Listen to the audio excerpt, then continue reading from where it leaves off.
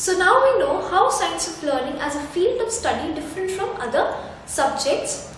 Now it is also essential for anyone who is taking this course to know how is science of learning as a course different from other professional teaching and learning courses. So we again ask this question to Mr. Sridhar Rajgopalan, and let's hear his views on this. The main difference between the Science of Learning course and the existing teacher preparation courses like the Bachelor's in Education or the B.Ed is really from the philosophy that they come from. And I would emphasize that Science of Learning is essentially a data-based or an evidence-based course, whereas the Bachelor's in Education is not. There are some questions about the quality of the Bachelor's in Education. Many of the courses that we have seen tend to be extremely rote-based, which means, for example, in a B.Ed course, there are the curriculum will cover questions like why do we study mathematics, and there will be 10 reasons given for that. That it promotes critical thinking, it develops a skill that is needed in real life, and so on. It's interesting to some students.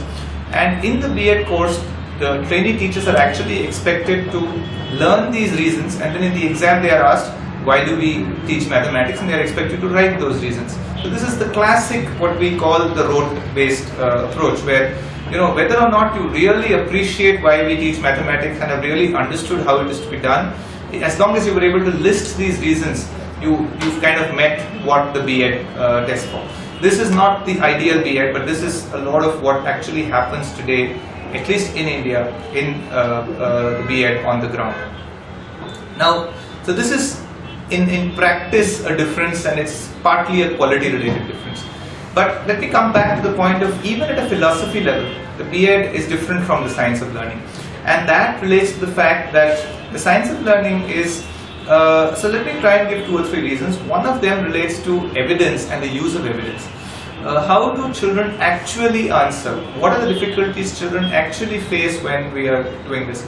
It's not that we see children face this difficulty, or as a teacher in my experience over some years, these were the difficulties children faced, but more based on data, often based on large scale data. So over a large number of children, it is found that when asked for questions on a topic like how children are learning a concept in science, like say evaporation, the pattern that children seem to make these types of errors determines what we study and what we try and fix in Science of Learning. So this is one thing I wanted to talk about in terms of being evidence-based and being based on what data actually shows. A second example I would take is that of technology. So Science of Learning would look at learnings from how learning actually happens. And a lot of insights about how learning happens has been drawn in recent years from fields like neurosciences, cognitive sciences, and even artificial intelligence.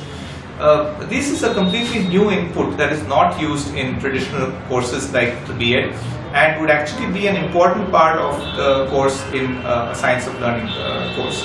So what is the type of learning that happens, and what are the different strategies that I can use? How does the brain react? Why do misconceptions form? Are all very, very much within the reach of the Science of Learning, whereas these have not been so much within the reach of the traditional teacher preparation courses. A third difference would actually come from this, which is that what is the purpose of these 2 courses? Why do I do a teacher preparation course versus why do I do a Science of Learning course? I would say the teacher preparation course is more narrowly focused on to developing teachers and armed, so to say, with knowledge about the philosophy of teaching. Science of Learning is not focused only on developing teachers. I believe that people who do the Science of Learning course can become very good teachers. A lot of focus is on how to teach. So in that sense, it's a kind of a superset where it is also the kind of preparation that a teacher would need. However, many other types of professionals can develop or would find the Science of Learning course as the right course to take. For example, curriculum designers, people who are developing learning content, whether it is digital or non-digital. Anybody who is interested in this topic of how people learn, people who are looking at developing training or becoming trainers themselves. So essentially this whole aspect about, say, for example, designing learning environments. So anything related to learning, which is much broader than just teaching, would be covered by the science of learning. So to summarize, I would say these three differences. One, that it is science of learning is heavily data and evidence based. Second, that it draws on newer fields like neurosciences, cognitive sciences, artificial intelligence. And thirdly, that it aims to produce not just teachers but possibly learning specialists, who may be contributing to designing curriculum or creating learning content, both digital and non-digital. These are some of the ways in which science of learning is different from the teacher preparation or B.Ed courses.